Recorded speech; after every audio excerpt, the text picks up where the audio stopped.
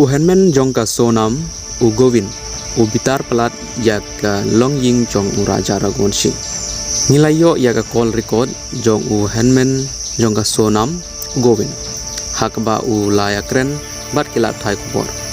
Ngin sapen sengap ipi kata call record haden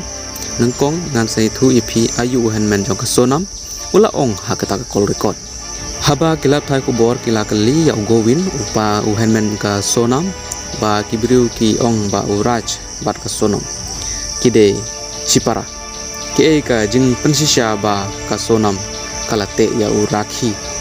hauraj omdon wat tang kedur jong kata umta uhenmen jong ka sonam ula juba ba haba ka sonam bat uraj kila pediang ba kide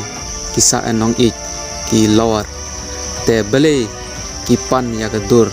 jong ka jing te rakhi ka sonam ya uraj u Govin uhenmen jong ka sonam ula ong ba ki bahaying jong uraja ki kren thok haden thok hakbaya de bar kene kam uhenmen jong ka sonam u Govin ula ong ba ki bahaying jong uraja ki ong ba nga la lech silong kene ka de ka ba thok ka jing thok ngam sim la lech silong u Govin ulai thu ba ki bahaying jong uraja ru kila itu ba don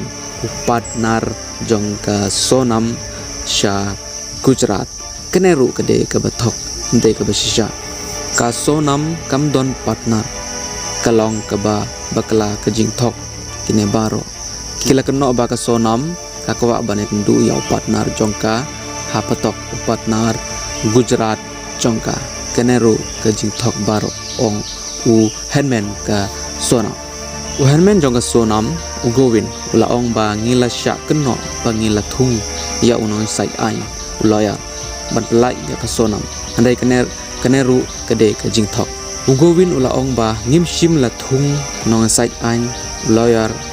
kene kede ka jing thok ka jing kren lamle उसके दूसरे दिन सभी मीडिया कर्मी को सवाल का जवाब दूंगा और एक एक सबूत के साथ दूंगा क्योंकि जितना भी झूठ बोला जा रहा है कंटिन्यू झूठ बोला जा रहा है चैनलों पे कि गोविंद शिलोंग गया है गोविंद का गुजरात में व्यापार है और गुजरात से बात कर रहा है ये मतलब जो भी जितना भी है अभी जितना भी चैनल पे बोला जा रहा है वो सब झूठ बोला जा रहा है मगर उनको ऐसा लगता है राजा के परिवार को ऐसा लगता है कि उनको झूठ बोलने से दोषी को सजा मिल जाएगी तो वो बोल सकते हैं मैं उनके साथ हूँ मगर मुझे बता के तो करें वो तो मुझे ही दोषी बना रहे हैं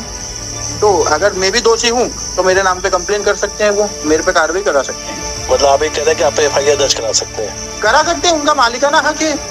मैं उनके हाथ पे क्यों बोलूं कि आप एफआईआर दर्ज कराओ